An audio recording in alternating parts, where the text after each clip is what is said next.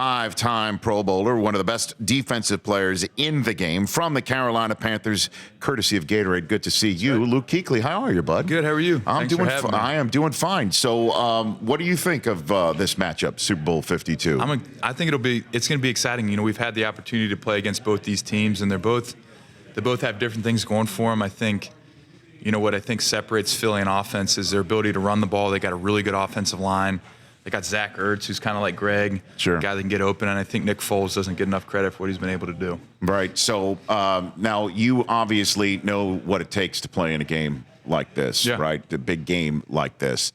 When you have a bunch of guys on Philadelphia, many of whom have not been in that game, what advice would you give them when they get on that field in this spot to play a big game like that? Well, hopefully the whole week they tried to keep the routine as similar as possible to what they do back in Philly. You know, whether it's your film study or what you do during the week, but when you get to the stadium, you got to realize that there's going to be a lot going on. There's going to be, when I was out there, I was warming up before the game, and there was a Kevin Durant and Usher was out there, and the people there's just going to be more surrounding the field during the game. The energy of the game is going to be different, but I think you got to really do a good job of controlling the emotions and getting out there and just playing the game and kind of putting that all aside. It's going to be difficult to do, but got to concentrate on playing because that's what's important. Yeah.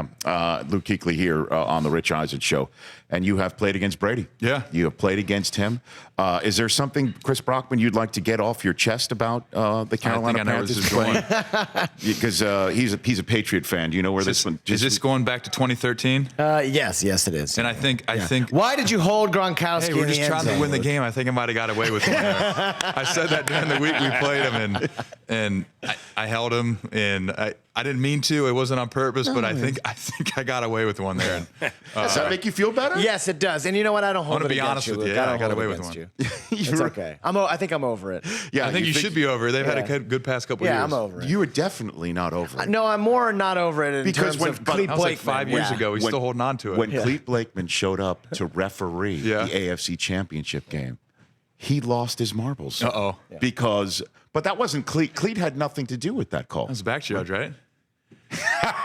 I love this but still, review. Clete's wearing the white hat. He has the final say. So is that the way to cover Gronk? Obviously, I know you're a defensive player with tons of skills, but I mean, what is the style of play required to cover that guy? It's difficult because he's so big.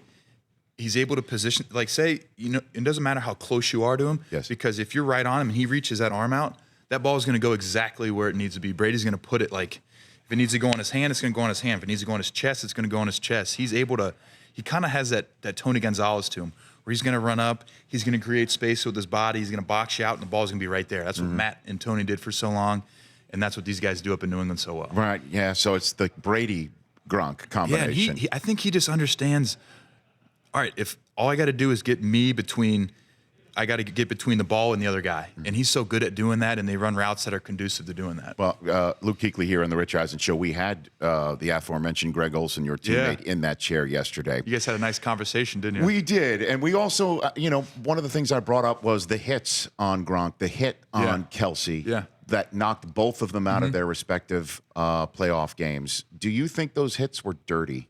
Honestly, I didn't see the Kelsey one. I saw the replay of the Gronk one, and I don't think guys are ever trying to be dirty. I just think when you're trying to go up and separate a ball from somebody, you know, you got to try to hit them. And stuff happens so fast. Guys are ducking, and so, you know, you guys go up for the ball, and then they see you coming, and then they're trying to cover up, and sometimes you just make contact with the head area. And, you know, I think 95% of the guys in this league aren't out there to try to hurt people, but sometimes those plays happen where you're gonna get hit in the head, and nobody wants it, and the league doesn't want it, but sometimes it happens. Well, obviously it happens to you. Yeah.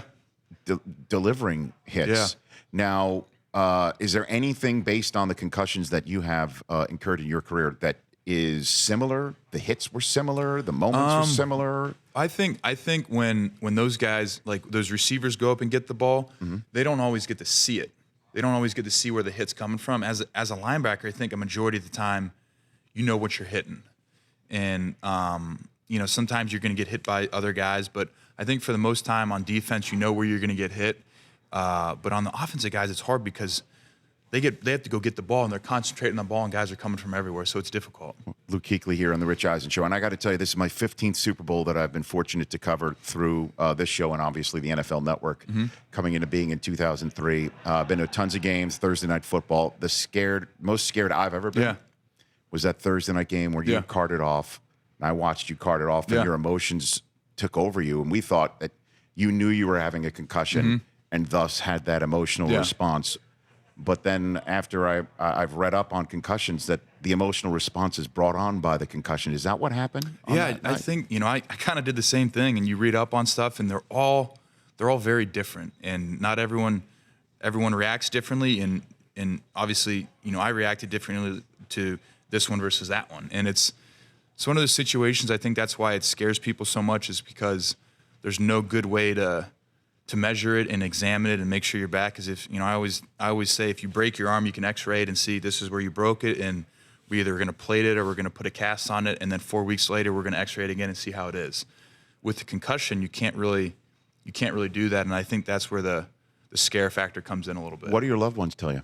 They just want me to be all right. If I never played football again, they'd be happy. They would be. Yeah, they wouldn't.